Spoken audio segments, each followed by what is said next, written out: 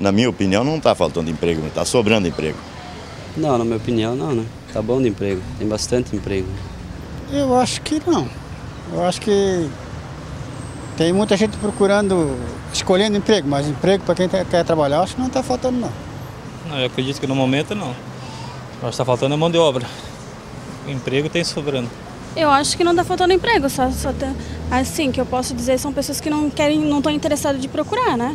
Mas acho que aqui em Blumenau não falta emprego. Olha, eu não estou muito a par disso, mas pelo que a gente vê na mídia, né, não está faltando não. Pelo que a gente ouve na televisão, até pedidos de empresa que tem até carro, com alto-falante, carros móveis, pedindo funcionários, né? Pelo que a gente nota assim, não está faltando, estaria até sobrando de emprego, né? Falta mais empresas em Blumenau. Tem que ter mais.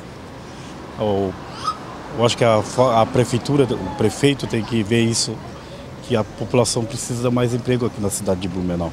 Isso que está faltando. Olha, na minha opinião, acho que para a área de profissionais, sim, porque a gente que tem faculdade não consegue, mas eu acho que para a área da indústria, de trabalhadores assim, de mão de obras fortes, eu acho que tem bastante.